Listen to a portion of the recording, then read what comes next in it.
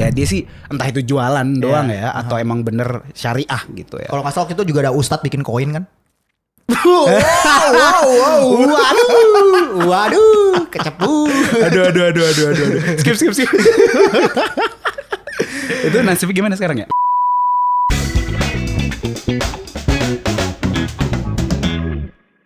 Balik lagi ke Ngalus, ngobrol asik soal fulus. Gini ban. Oke. Fulus. Oke, jadi hari ini kita kedatangan satu teman gue.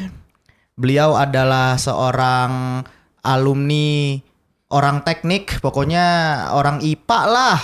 Palanya ngitung lah pokoknya lah. Jika 1 tambah 1 sama dengan 2 harus gitu, nggak bisa 1 tambah 1 nggak bisa 5. Tapi kalau orang bisnis 1 tambah 1 tambah faktor X sama dengan 10. Kalau orang teknik tetap bener dong. Tetap benar. Nah, coba biar lanjut masuk ke intinya, mungkin bisa perkenalan diri dulu, Iban. Oke. Sambil ceritain sekarang kondisi karirnya tuh seperti apa. Oke. Perkenalin semuanya. Nama gue saya. Gue aja. Gue aja. Ngobrol asik kan. Oke. Nama gue Iban. Gue nih sekarang kerja di sebuah perusahaan konsultan migas. Dan ya ada beberapa side job lah. Kayak gitu. Itu kalau terkait karir lah sekarang. Udah mungkin gue lulus kuliah tuh tahun 2019. Jadi dari 2019 sampai sekarang udah 2019 akhir ya. Sampai tahun ini itu berarti mungkin sekitar 3 tahun lah, 3 tahun lebih gitu gue udah kerja gitu. Sekarang gue alhamdulillah gue udah nikah. Nah, kita bahas nanti. Uang pernikahan. baru nikah. Gue bernikah bulan Agustus tahun lalu.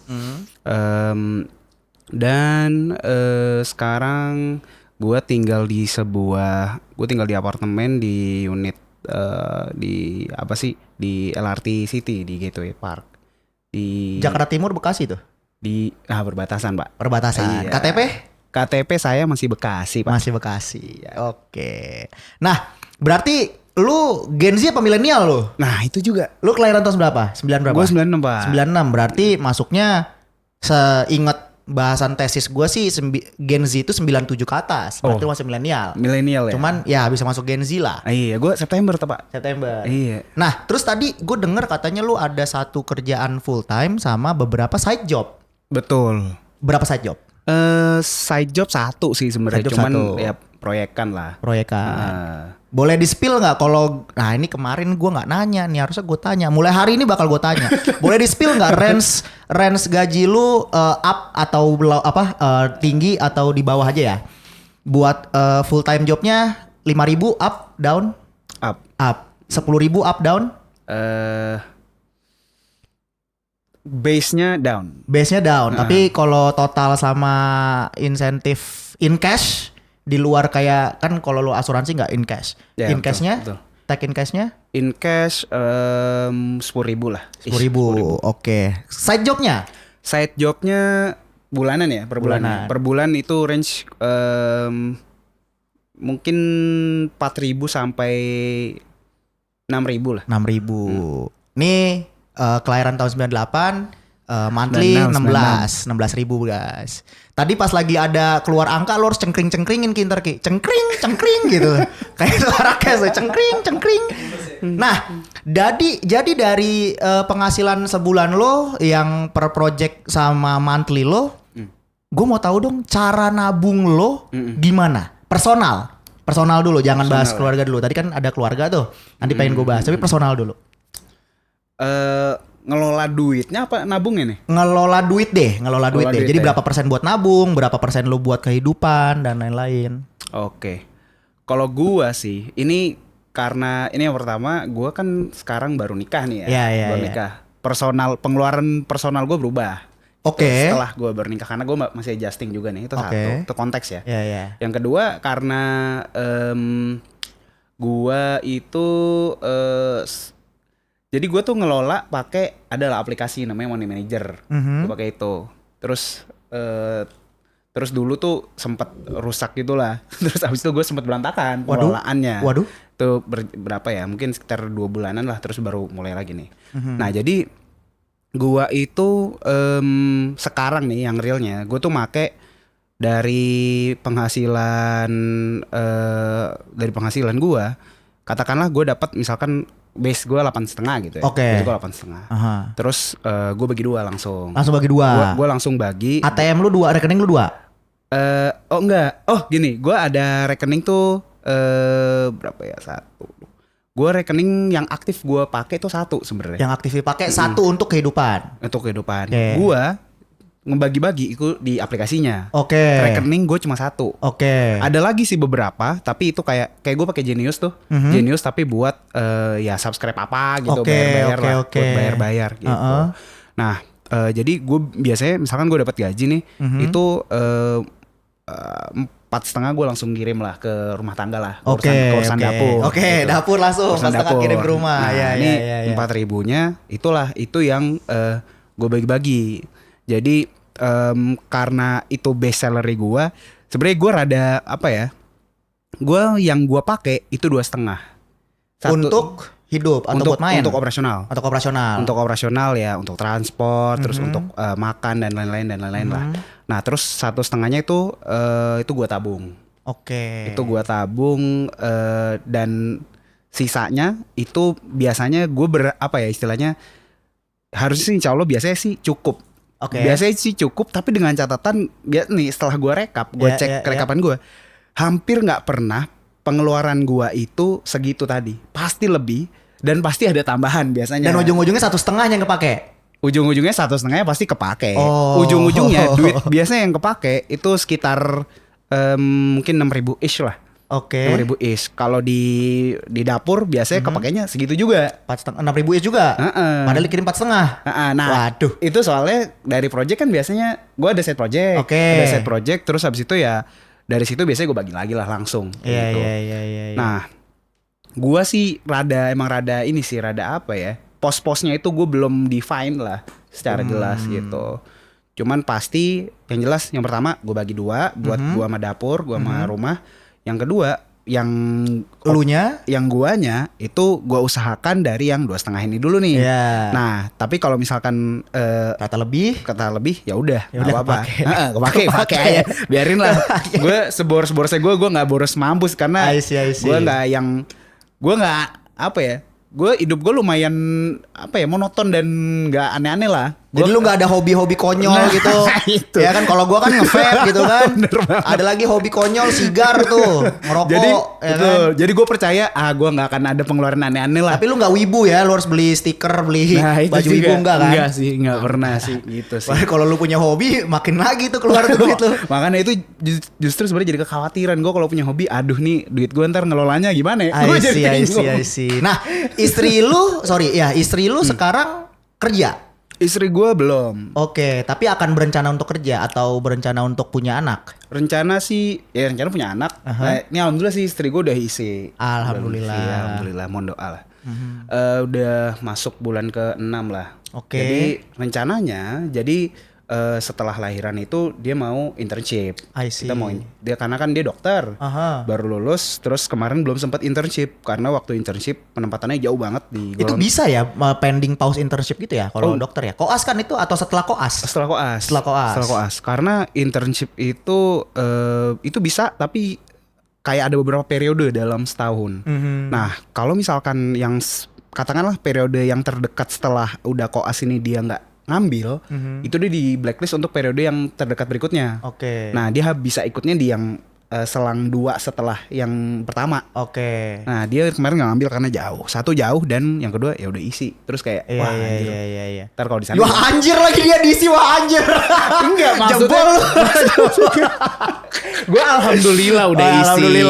Alhamdulillah. Tapi wah anjirnya adalah wah anjir jauh banget bro. Di Gorontalo. Gitu. Gorontalo. Posisinya kemarin kirain gue wah anjir keisi. Enggak dong. Kalau itu udah dengan penuh niat. Oke. Nah lanjut.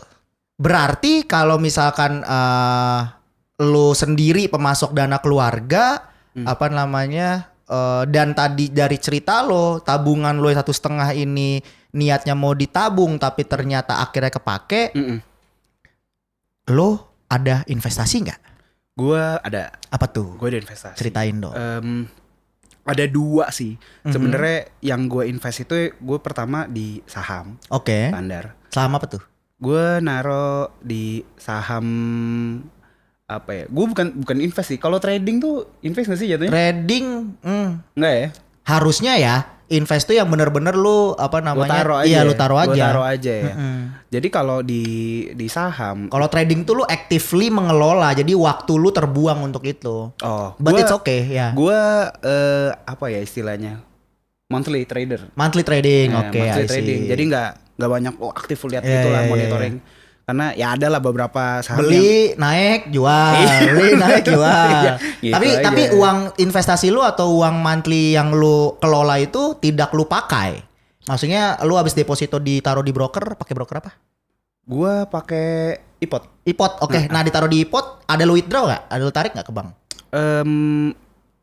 Kalau occasionally nggak selalu nggak tiap profit. Ya. Tapi occasional kalau memang lagi butuh cash gitu kan, terus lagi tipis gitu ya tarik. Cuman itu inilah apa ya? Jarang ya? Jarang sih. Jarang itu ya? terakhir last resort sih karena kan ada tabungan buat dana-dana darurat juga kan. Gitu. Menurut Itu lu? satu. Menurut lu? terus. Oh iya, itu saham. Saham. Terus yang kedua gue naro invest di kripto sih sebenarnya. Invest di kripto, guys. Wow. Let's go bullish, brother. Apa nih kripto lu apa nih? Yang lagi lu pegang sekarang apa? Boleh dibuka nggak? Ada, ya boleh lah karena Apa kan gue nih? bukan siapa-siapa ya.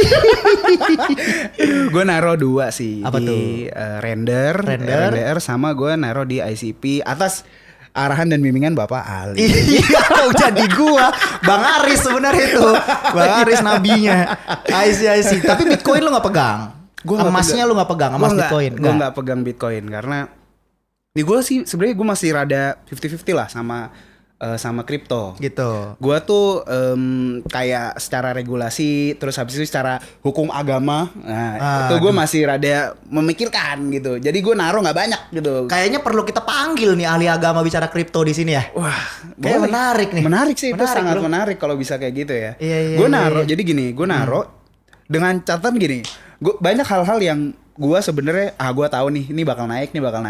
Ini bukan kripto ya, maksudnya secara umum lah. Tapi ya itulah terbatas dari, aduh ini secara agama gimana ya? Gue nggak mau, gue harus hati-hati lah gitu. Benar. Cuman karena nanti dimakan istri lu, dimakan anak lu juga gitu itu kan. lagi Ya. udah nikah kan gitu. Nah sekarang cuman buat kripto ini itu rada abu-abu nih. Jadi gue kayak kayaknya oke, tapi kalau untuk take profit tar dulu deh. Yang penting gue taruh aja jangka dulu. Panjang dulu. Jangka panjang dulu. Yang gue tahu ini emang barang-barang bagus nih jangka panjang gitu. Gue udah pede. I see. Tapi Gitu lu lah. riset ya? Gue riset. Gitu. Lu baca ya websitenya, lu baca apa aja? Biasanya lu baca riset analisa untuk kripto itu gimana? Sama kalau saham gimana analisanya? Kalau di kripto gue baca sekilas di white paper gitu, white papernya, terus sama analisis di YouTube aja sih kayak orang-orang yang bahas.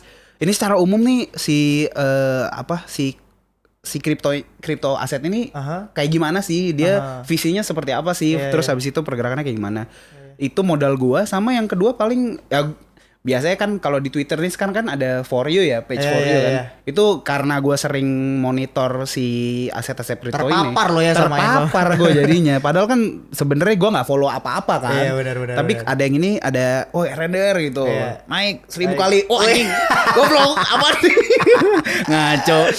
Oke. Kalau saham lu analisanya gimana, Bro? Kalau saham gue nih jujur gue adek gue kebetulan dia lebih ngerti nih dari gue, lebih dulu masuk di per-financean inilah. Dia banyak main di forex sebenarnya. Cuman kan itu kan 11-12 lah terkait technical analisisnya kan. Gue biasanya gue ngelempar lah, Ngit. Adek gue Langit namanya. Oke. Nah, Ngit ini gimana nih? Ngit singit. Layangan singit. Jatuh terus sorry. Anjing. Telap lah di rumah telap. Telang. Tewang banyak banget tuh layangan. Aduh, lanjut. Ngit. Ngit nih, gue lempar lah, Ngit. Ini kayaknya cakep nih, Ngit. Grafik gimana, Ngit? Iya. Terus dia akan ngirimin lah tarikan garisnya itu. Iya. Cet. Ini ban, ini kayaknya begini ban. Oke, mantap.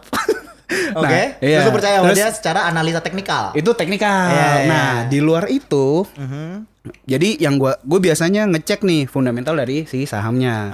Gue ngecek yang pertama gue ngecek dia efek syariah apa enggak. Gitu. Oke. Dia efek syariah apa enggak. Yang kedua, gue ngecek si saham ini apa sih?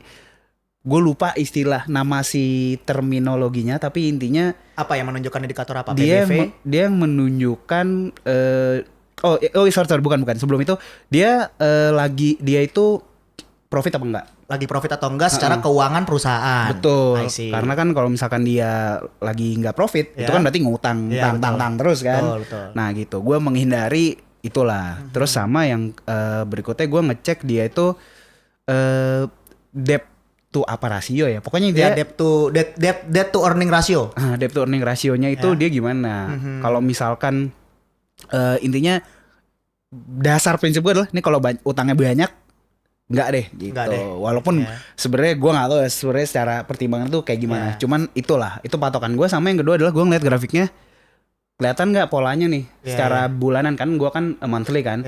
Kalau secara bulanan kelihatan kapan turun kapan naiknya, terus habis itu udah apa ya istilahnya trennya kayak gitu terus, gue bisa main di sini gitu. Makanya gue masuk di situ. Itu sih kalau saham. Spill dong, sahamnya apa yang dipegang? Sahamnya? Ya yang biasa lu tradingin apa tuh?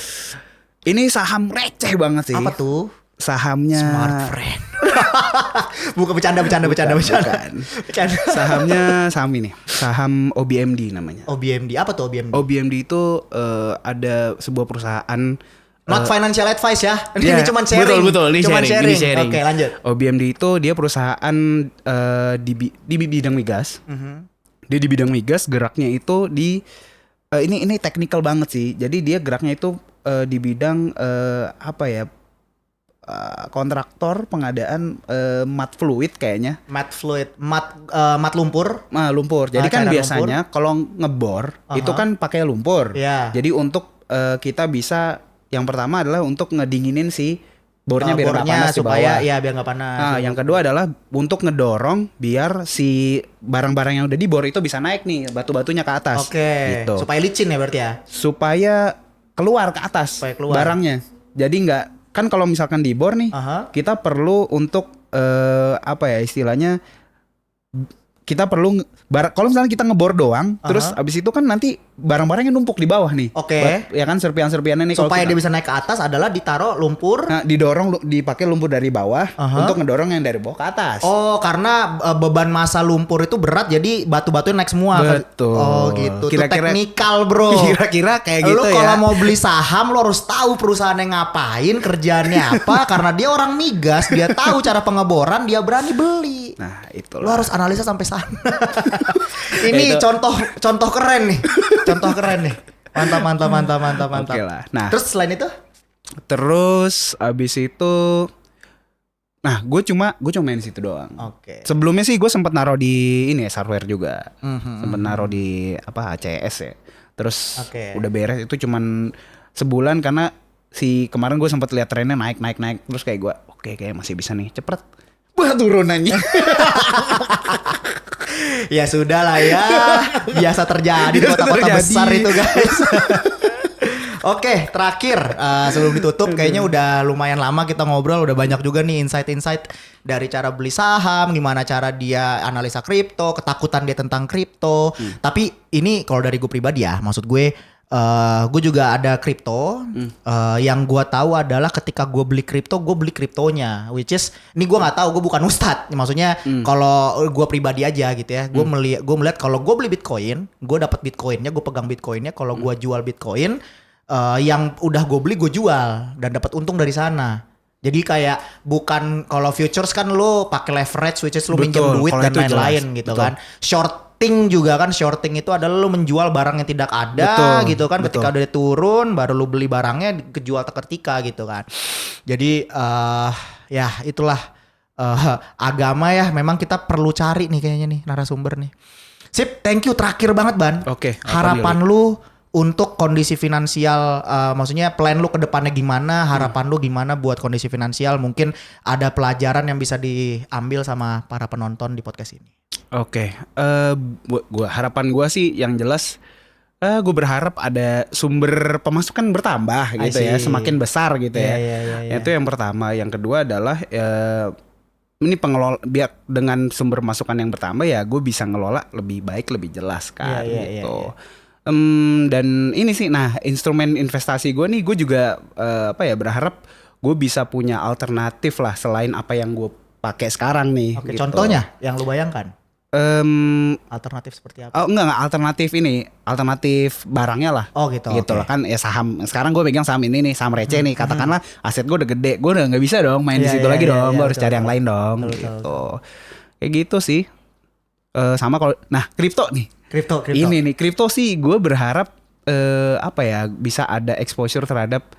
Ya itulah yang pertama di bidang secara agama tuh kayak gimana gitu kan. Itu kan pasti bakal ada yang bahas, pasti udah ada yang ngebahas, tapi gue belum tahu di mana dan gimana. Kayak contohnya gue pernah lihat ada tuh Islam Coin apa nggak salah, itu salah satu koin kripto juga. Gue pernah denger deh Islam Coin deh. Iya. Ada tuh, ya dia sih entah itu jualan doang ya, atau emang bener syariah gitu ya. Kalau nggak salah waktu itu juga ada ustadz bikin koin kan. Waduh, kecepu. Aduh. Skip. Itu nasibnya gimana sekarang ya? Gak tahu gue. Oh iya. Gak tahu gue, gak enak gue ngomongnya. Jangan. Iya. Itu sih paling gitu harapan gue ke depannya. Oke, cakep banget, kita udah banyak dapat insight hari ini. Semoga lancar buat Mas Iban. Buat kondisi finansialnya ke depannya. Tadi udah sharing juga, mungkin bisa jadi pembelajaran buat teman-teman juga. Kalau ada pertanyaan, coba komen di bawah. Ntar kalau bocahnya baca, ntar gue suruh komen langsung. Itu kita masih kecil soalnya kan.